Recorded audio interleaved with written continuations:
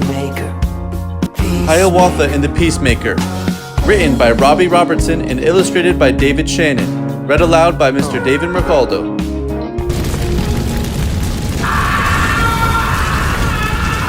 A fierce scream echoed through the woodlands. Was it a dream? An eerie stream crept up from the ground, and the smell of burning pine filled the air. My blurred vision came into sharp focus. Everything I had ever known had been burned to the ground. My wife and 3 beautiful daughters had been killed in battle. Everything was gone. Only one man was capable of such horror, the evil chief Tadodaho.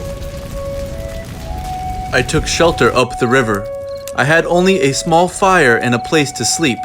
I dressed my wounds with leaves I gathered from the bush. Days, then weeks went by. Consumed by anger and hunger and sleeplessness, I could think only of revenge. The sun rose early one morning and burned the mist off the river. It was as if a path had been cleared for what had happened next.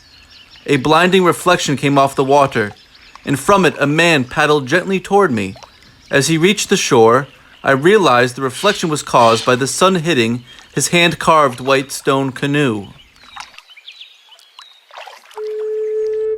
"Who are you? Why have you come here?" I asked.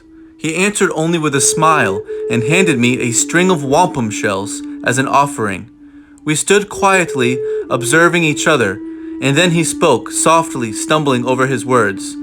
I know of your pain. I know of your loss. I carry a message of healing. I have come to tell you of the great law. Fighting among our people must stop. We must come together as one body, one mind, and one heart. Peace, power, and righteousness shall be the new way. I considered his words, but didn't believe him. Our people governed only through fear. I had never thought peace among our tribes was a possibility. The man spoke again. To travel with me to the land of the Mohawk, and let us spread the good word. As you can hear, my voice is quiet, and my words difficult to understand. I know that you speak with power and confidence, and that your voice carries straight to the heart. I need your help, my friend. I need you to help me carry this message. I agreed to travel with him and help carry his message. And so I, Hiawatha, came to tell the story of the great Peacemaker. I stared at his stone canoe, bewildered by its ability to float. But we paddled off, and with every impossible moment that the canoe glided across the water, I became more of a believer. When we arrived at the land of my people, the Mohawk, we were greeted warmly. The chief and the elders were summoned, and we gathered in a circle. A few clan mothers looked on with curiosity and concern. The Peacemaker closed his eyes and placed his hand on my back. Somehow, he had the power to move his message through me. I began to speak his words. "Peace, power, and righteousness shall be the new way," I said. "We must join together. All nations will become one family. Our people shall have one body, one mind, and one heart. This is the message of the great law." The clan mothers nodded in agreement, and a sense of relief spread over me. But then the war chief spoke. "We respect your message, but we cannot join you," he said. "How can we know if your words are true? Tadodaho is too strong, too violent. Our people must be prepared to fight." The Peacemaker quietly stuttered. The great law is more powerful than any one man. We will return with proof that our nation can join together. As the Peacemaker and I traveled toward the land of the Cayuga, he spoke to me of healing through forgiveness. My mind, still filled with hatred, and my heart, still filled with the pain of my loss, could not comprehend this. When we arrived, we learned that the Cayuga tribe had been devastated in an attack by Tadodaho and his warriors. My mind was flooded with images of the battle that had taken my family. Rage filled my body.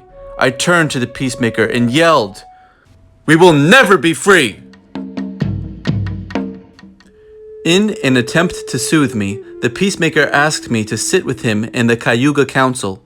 He looked deep into my eyes as he spoke to the people. "I do not see defeat," he said. "What I see is a passage to a new way of life. Join me, and together we can spread peace rather than war, love rather than hate, unity rather than fear." The peacemaker placed his fist over his heart. A feeling of strength and trust ran down my spine. With new hope, we headed toward the great hill to see the Seneca people. The Cayuga chief followed us in his canoe. Together we paddled as one nation. We were met by 15 armed braves. For the first time, the peacemaker showed signs of worry. We were surrounded by warriors and led to the center of the Seneca village. The Seneca chief approached the circle, and the guards closed in on us. With a wave of his hand, the warriors lifted their spears. But then he nodded, and the guards drove their spears deep into the dirt. The Seneca chief sat down and told us that the wind had carried our message from the land of the Cayuga. The Seneca people wanted to learn about the peacemaker and the great law. "We will all perish if we continue this violence. A change must come, and the time is now. Alone we will be broken," I said. "But together we are more powerful than the greatest warrior." The Seneca chief trailed us in his canoe, and together we rode as two nations. Guided by the moon, we trekked through the forest to the land of the Oneida people. We were halfway to the camp when the snap of a stick was heard through the trees. Suddenly, the earth beneath our feet gave way. We hit the ground and were then engulfed by a giant net. The Oneida chief stood towering over us. "I've spared your life," he declared. "Why would two chiefs and two strangers be so foolish as to enter our territory in the darkness?" His men dragged us through the dirt and bound our hands. The peacemaker explained that we had joined the Cayuga and Seneca nations in the name of peace, but his words had no power with the Oneida. Then the peacemaker turned to me and said, "Tell your story, Hiawatha. Tell us of your great loss." I spoke of my pain and of my hatred for Tadodaho. I told the Oneida that my wife and 3 daughters had been killed by the violent world we had created. But as I spoke, I felt something come over me. Forgiveness. I had not been able to save my family, but on this journey, I had been able to forgive myself. I began to understand the meaning of the great law, and I turned to the peacemaker and placed my fist over my heart. With a knowing nod, he smiled. A warrior approached, and he untied all of us one by one. Rather than feel the anger that had consumed me, I now remembered the joy of my family. I was joined by the Cayuga chief, the Seneca chief, the peacemaker, and lastly, the Oneida chief. Together we traveled as 3 nations. The time had come to return to the Mohawk people with proof of our message. When we arrived, they were impressed to see the 3 chiefs with us. The clan mothers had a glowing look of approval. But the Mohawk chief told us that word of our mission had traveled to Tadodaho. "His evil is too great," he said. "Your message will only bring harm to our people." Angered by his lack of faith, the Oneida chief pressed the sharpened tip of his staff under the chin of the Mohawk chief. "We no longer use violence," said the peacemaker as he reached out and lowered the staff from under the chief's chin. The peacemaker led us to the tallest oak tree that towered over the Mohawk River. "I will climb this tree," he said, "and your men shall cut it down, but I will not perish. The river will catch my body and carry it to safety. Then you will know that my words are true." The men chopped down the massive tree. It crashed into the icy waters, and the peacemaker vanished. I stood silent, stunned by the foolish stunt. I feared the peacemaker had sacrificed himself at a critical point in our journey. An elder clan mother approached the circle of chiefs with 4 younger women by her side. "This man has come with a message of peace and unity, but you greet him with closed ears and closed minds," she said. You reject Tadodaho, but you behave just like him. She looked at me, and I could feel her sympathy for the death of my daughters. A tear ran down her cheek. Let us hope the PeaceMaker is alive, she said. While you sharpen your weapons, I will pray for a miracle. The Mohawk chief was transformed by her words and nodded. The other Mohawk women stepped in to console her, and we all quietly walked back to the camp. When we arose in the morning, smoke from the river's edge caught our attention. We hurried down to find the PeaceMaker sitting by a fire, patiently waiting for us. The elder clan mother draped a blanket across his shoulders, and relief spread among us. Filled with emotion, the Mohawk chief agreed to follow us in his canoe to the land of the Onondaga to confront Chief Tadodaho. Together we paddled as 4 nations. The wicked Tadodaho lived separately from his people. Bands of warriors stood guard day and night. When we arrived, they yelled and pushed us away. The PeaceMaker kept his hands by his side to discourage violence, but the chief and I pushed back. A figure appeared in the doorway of the dwelling. Hunched over, withered, and twisted, Tadodaho was a horrifying sight. Sickness from the evil within had taken over his body. Scales covered much of his skin, and snakes slithered through his hair and onto his shoulders. No words came from his mouth. Instead, a forked tongue produced a thick, hissing sound. My anger returned, and I wanted to destroy Tadodaho. The chiefs continued to push against the warriors. The fighting grew until something unexpected happened. A soft, haunting melody of purity and truth came floating through the air. Spellbound, all lowered their weapons. The hymn was coming from the lips of the PeaceMaker. His melody had stopped the fighting. As the song drifted through the air, the moon crossed in front of the sun, darkening the blue sky. This miracle stunned the warriors, and they pulled back in fear. But the rest of us were enchanted by the glory of the hymn, and we joined in singing. Tadodaho cursed the sky, waving his scepter and showing no sign of fear. As the PeaceMaker finished his singing, the moon passed, revealing the sun again, more beautiful than before. The PeaceMaker asked me to make medicine for Tadodaho's sickness. He said that where there is darkness, we must bring light, and that it is by forgiveness that we are set free. I gathered roots and herbs for the medicine, but how could I help a man who had brought me such misery? How could I forgive him? Yet I put my heart and soul into the potion, and with this action my anger disappeared. I entered the hut with the medicine paste and fresh water. I explained that every day some of the paste must be mixed with the water and drunk. Tadodaho grabbed the medicine from my hands and drank.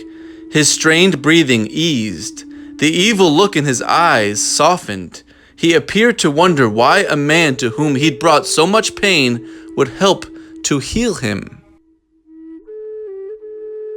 The PeaceMaker told Tadodaho that he would return in 3 days and to continue taking the medicine. We traveled back to the people of the Cayuga, Mohawk, Seneca, and Oneida and told them of our encounter.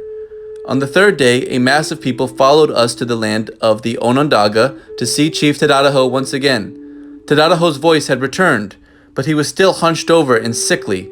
The PeaceMaker approached him and with all the tribes watching, placed his hands above his head and chanted. Tadodaho let out a scream and the snakes slithered from his hair into the grass where they belonged. Everyone followed the PeaceMaker to a tall white pine. He placed his hand on my back and once again I spoke for him. People of all nations must now come together as one. Beneath this tree we shall bury all our weapons of war. This will symbolize the end of our fighting. The men uprooted the white pine and then threw their weapons into the hole. Now we will replant this tree, and it shall be called the Tree of Peace. As I looked at Tadodaho, the scales on his skin began to disappear. The PeaceMaker placed his fist over his heart, and again I spoke. As 5 nations we shall bring forth peace, power, and righteousness. The women of our tribes shall appoint the chiefs, and as one people we shall live under the protection of the great law. All voices will be heard as we now vote before action is taken. I looked at Tadodaho, and the once crooked man now stood upright. Atop this great white pine shall live an eagle that will look over all 5 nations, and that eagle shall be you, Tadodaho. You will be the great keeper of peace and the protector of all the people. The men and women of the Mohawk Nation began to stomp their feet in unison. Clapping came from the Cayuga. A chant formed between the Onondaga and the Oneida, and the Seneca pounded drums. The rhythm grew louder, in perfect time, and the melody soared through the pines. I looked over to Tadodaho, but he was gone. A beautiful scream echoed through the woodlands. And as 5 nations we looked up to see an eagle perched atop the tree of peace. The end.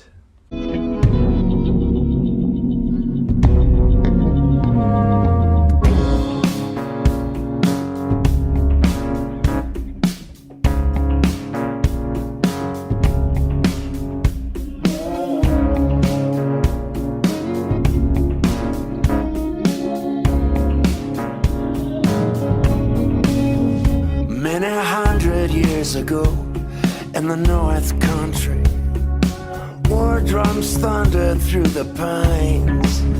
Indian brothers killing one another, hand to hand, tribe against tribe. They said he came over the water in a stone canoe, a sign this prophet's story just could be true. Put on your colors, send up some smoke, a darkening of the sun, and the words that he spoke. Everybody knew he's the one they call a peacemaker. Peacemaker. Hiawatha and the PeaceMaker are thought to have lived in the 14th century before Europeans traveled to North America. The PeaceMaker, whose birth name was Dagonwadia, was a spiritual leader who was known for his sacred powers. Historians believe he had a speech impediment and that he chose Hiawatha to accompany him because Hiawatha was a gifted speaker. The 2 men journeyed across what is now Upper New York State in Ontario and Quebec, Canada, to unite the 5 nations of the Haudenosaunee, or Iroquois, people who had been at war: the Cayugas, the Senecas, the Oneidas, the Mohawks, and the Onondagas. Much later, in 1722, the Tuscarora Nation joined the United League, and it became the 6-nation Iroquois Confederacy. Officially, it was known as the Haudenosaunee, or People of the Longhouse. This meant that all Iroquois were one family and could live in peace under one roof. The PeaceMaker's message of the great law of peace pledged peace among the nations by giving each tribe a special role in how the Iroquois governed themselves. Each village and clan would choose a chief to represent it at the Council of Tribes. All decisions were made by consensus at the council, meaning that all voices had equal importance. Men and women shared power. It is said that the Great Law of Peace is the oldest participatory democracy on earth, and it had much influence on Benjamin Franklin, John Hancock, Thomas Jefferson, and the authors of the Constitution of the United States, who also supported self-government and a peaceful union.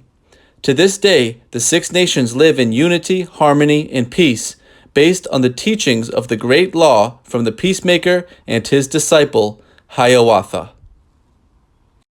So the story of the PeaceMaker has only recently been written down.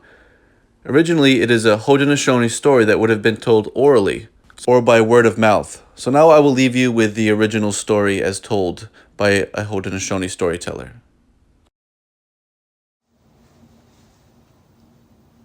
In the story of the PeaceMaker, time is something that nobody is sure about. Exactly how long did it take for him to gather 5 warring nations who are not only warring between themselves, they're warring internally and internally into the family. It was a very, very bad time. When I looked at Kosovo recently, I thought the time must have been similar to that, where the hatred was so embedded that there was no logic whatsoever. In the story of the PeaceMaker, time is something that nobody is sure about exactly how long did it take for him to gather 5 warring nations who are not only warring between themselves, they're warring internally and internally into the family. It was a very, very bad time. When I looked at Kosovo recently, I thought the time must have been similar to that, where the hatred was so embedded that there was no logic whatsoever. But it was fierce. And I was thinking it must be like that time among our own people. And so when the PeaceMaker finally gathered all the 5 nations at the shores of Onondaga Lake, which is upstate central New York right now, that's an ancient, ancient place with a great event occurring there on those shores. When he gathered those leaders together and sent them in to find their clans, and he laid out the process. He gave everything to us. Just gave it complete. We didn't evolve it, it was just given. He says, and here's the process, and here's how you will do this. And so he said, we're going to plant a great tree of peace here. This represent peace, spiritual laws of the universe. And he instructed the leaders never to challenge those laws because you will not prevail. And that's where we are today. We seem to be challenged every single one of those laws, and we will not prevail. That's a prediction. At any rate, there we were, 49 leaders. The 50th one was a whole long story by itself, the Tadodaho. The Tadodaho that he met had no compassion whatsoever. Fierce beyond fierce, evil beyond evil. He changed that man. And when they were meeting in that particular time, when he had gathered the 4 nations and he said, now, let's go back to Onondaga, and we must bring the Onondagas in, the Tadodaho. And they couldn't penetrate. He was in the swamp. He lived in a swamp. That's where he liked it. He was fierce, almost unrecognizable as a human. Snakes in his hair, powerful. Quite content with his power. And they couldn't penetrate. When the PeaceMaker first landed with the Mohawks, landed on the Mohawk shore, and he was instructed to spend the night at a lodge not far from where he was. And so he spent that first night at that lodge, and at that lodge, there was a woman. She was from the Erie, what we call the Cat Nation. Her name was Chikunsasa. And she said, my lodge is open to all men, to anyone traveling on this path. I have one rule: leave your weapons of war outside the door and don't bring that discussion inside, but rest yourself, have something to eat, sleep. And so when he told her his mission, she said, I believe in that mission. That's a beautiful mission. I will help whatever I can do. She says, what I see here every day, these men coming back from the work that they do. And so at this time, when he was stymied by the power of Tadodaho, he said, send for this woman. Maybe she can help. And so they sent for her. And in those days, you had to walk. Unless there was a river for a canoe, you walked. And so she got there, and they asked her. They said, do you think you have anything that we can use? Do you know of anything? She says, yes. Strange enough that you asked, she said, but I've been hearing this song these birds brought long ago. So I've been hearing it in my head again and again and again.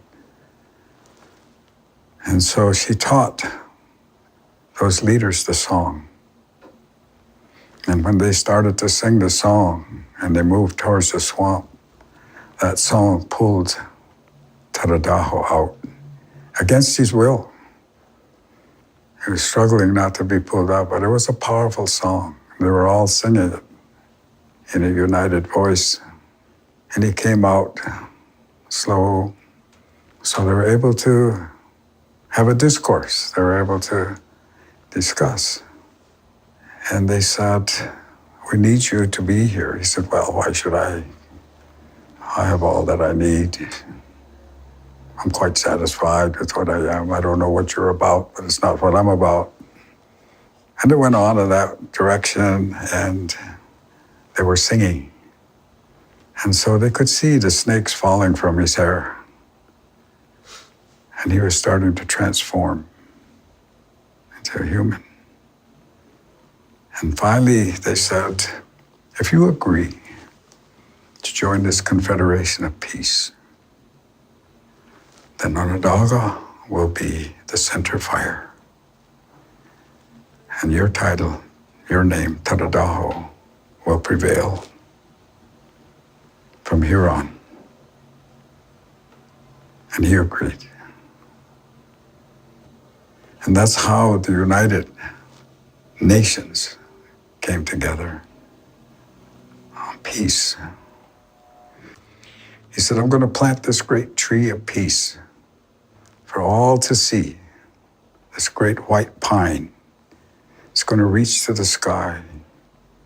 It will have 4 white roots of truth, 4 white roots of peace going in the 4 cardinal directions of the earth.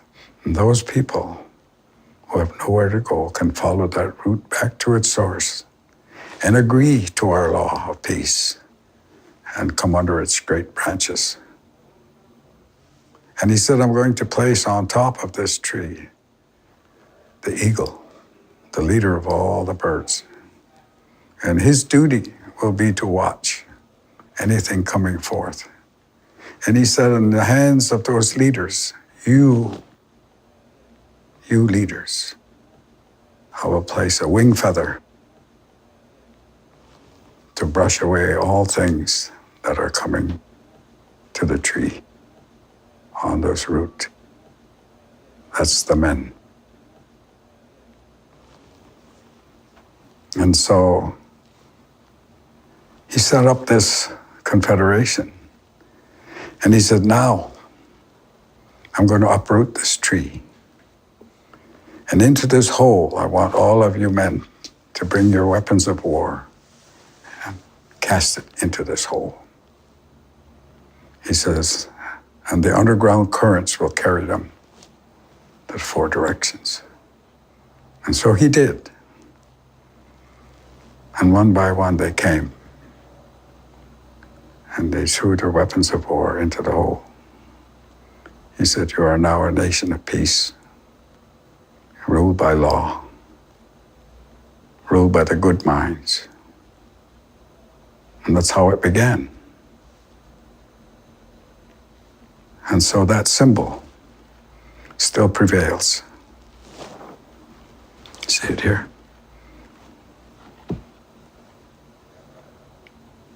Great law of peace.